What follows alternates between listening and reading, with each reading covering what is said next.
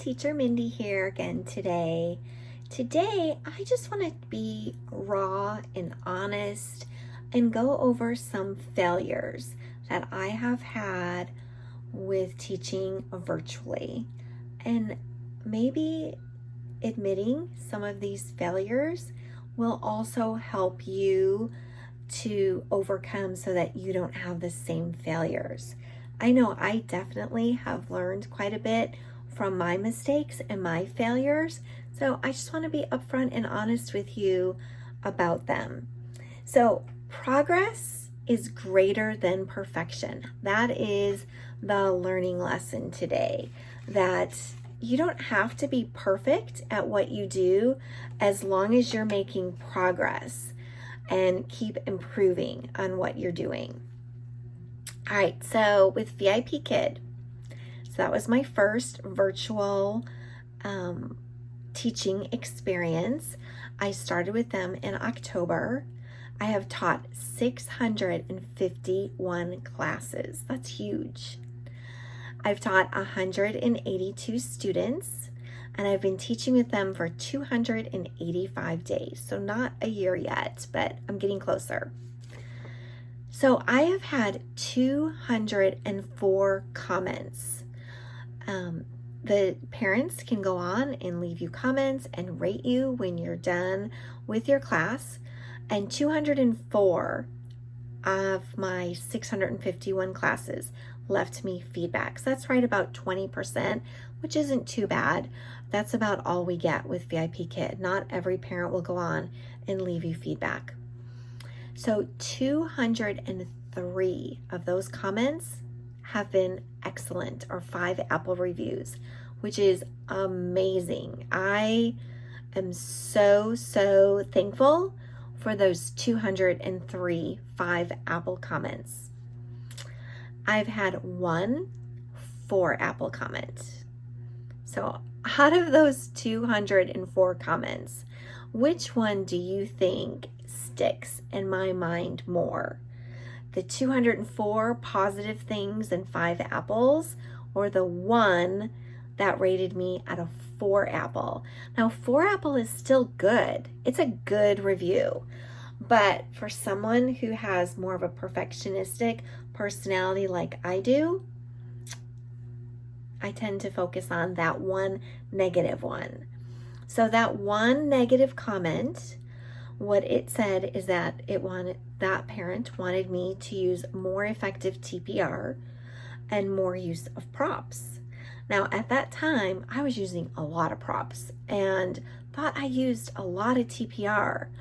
But unless you get 3 apples or less, so if you can have 1 apple review, 2 apple review, or 3 apple review, you can actually appeal it and say, hey, can you look at this tape? I really did do what I thought I was supposed to do and did a lot of TPR and a lot of props. But if you get a 4 apple review, you cannot appeal it. So somebody who had that only 1 4 apple review, and it just bugs me to this day that I had that, there's nothing you can do about it. You can't appeal it. I did send a little note to the parents saying, I'm so sorry that your child did not have the best learning experience in class today, and I hope to make these adjustments and use more TPR and more use of props in future classes. So just a little heads up as far as progress is greater than perfection. So no, I do not have perfect 5 apple rating, but I am making progress to make sure that each class that I teach is my very best. Now, are there mornings where I'm really tired and just am not feeling great? Yes, today was one of those mornings. Today, we just have a lot going on with our family, and I was not really wanting to get up and teach this morning. So I know I didn't teach my best. I know that. But as long as I recognize that, hey, today was not a great day with teaching, but tomorrow I need to make progress towards being better. So remember, progress is greater than perfection. Now, talking about no-shows with VIPKid. So again, I started in October, and I read about their no-show, teacher no-show policy. So I have never outright canceled a class, but I have had 4 no-shows.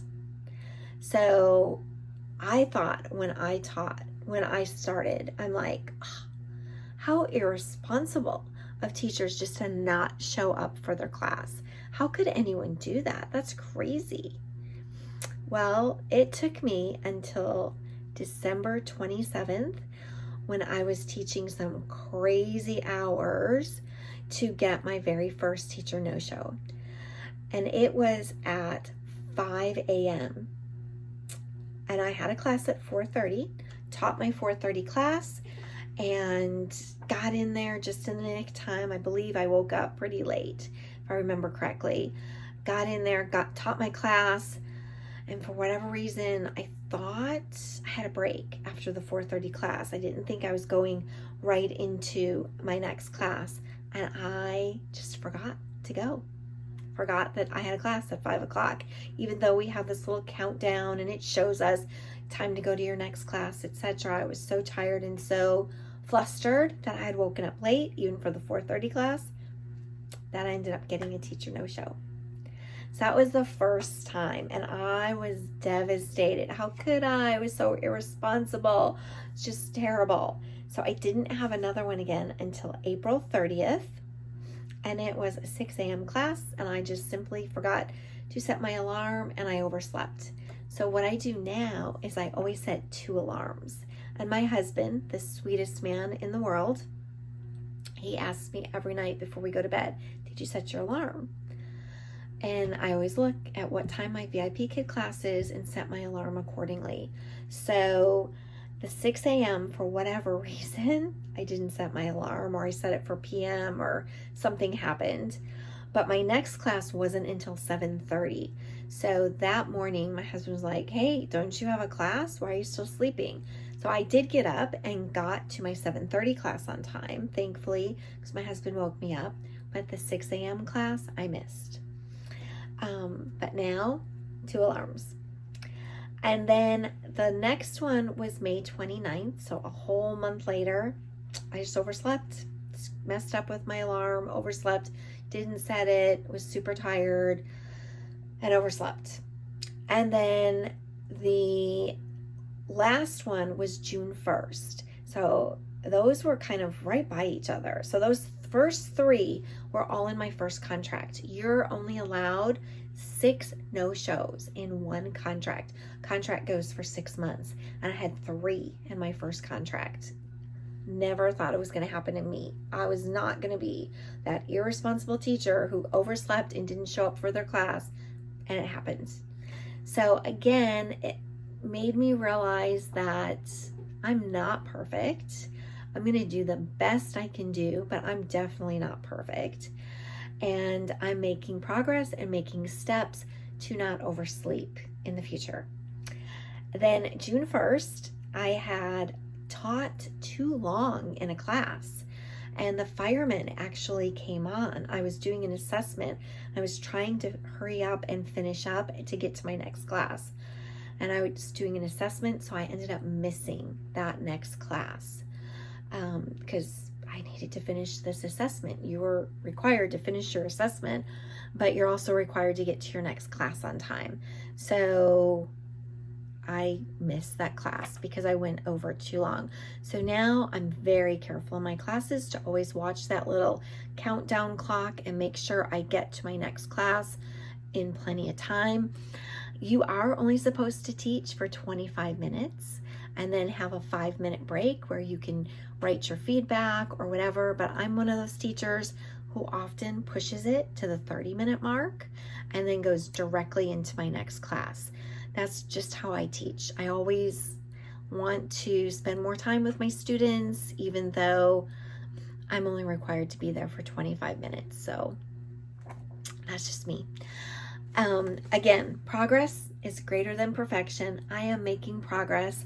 I have not had another no-show for the entire rest of June. So it was June 1st, and now it is July 23rd.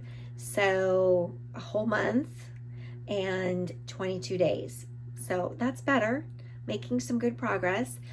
Do I expect to be perfect and have 0 teacher no-shows from now till the end of this contract and just have the one on June 1st? I hope so, but now I know I'm not perfect and I'm gonna make mistakes. Now, with Outschool, some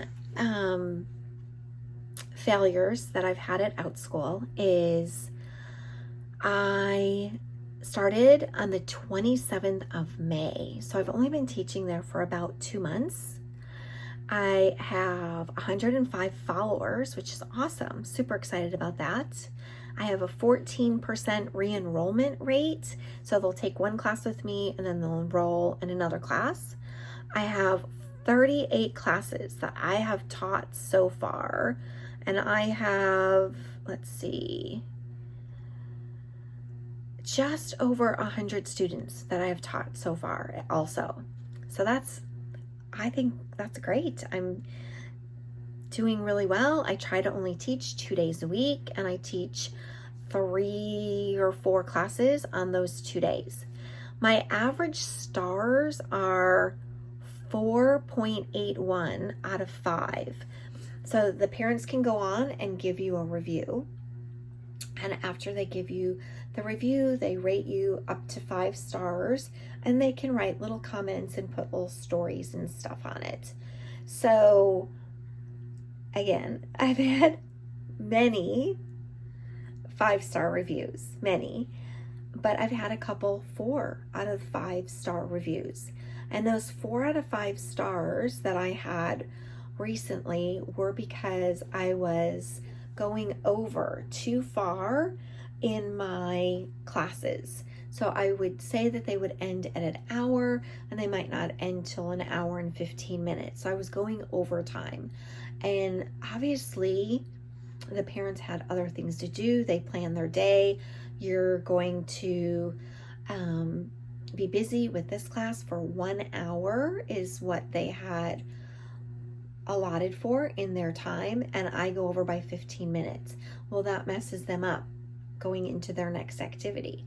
I was thinking, oh, going over, I'm giving them more for their money, but with busy parents and busy students, it doesn't always work that way. They're often going from one class into another activity, etc., etc. So that was a learning experience. Now I'm very conscious of my time. I try to keep my classes moving quickly so that I can get through them in the allotted time and try not to go over very often. I did get 1 out of 5 stars with 1 learner. No comments.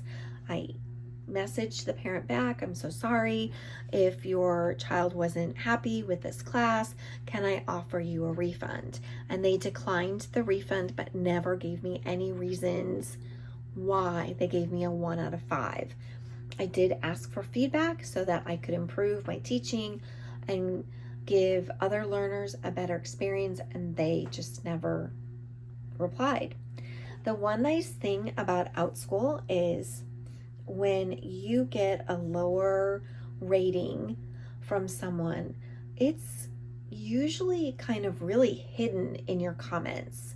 So even when I go back to look at what stars I got for each of the different classes, it is only showing so many stars and so many comments, and the extra comments and stars are hidden way below the comments. So they can see your overall rating, but it's hard for them to see those lower rated stars.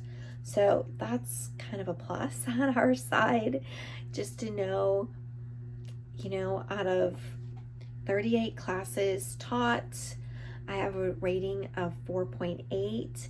Many of my classes are fully booked. So I think even though I have made some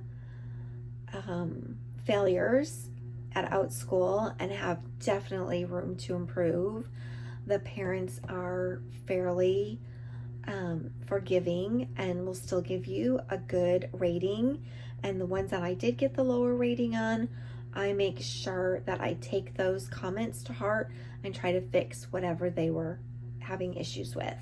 So it's important not to end early for class, but it's also important not to go very far over your time. I think if you go over by a minute or two, that's fine.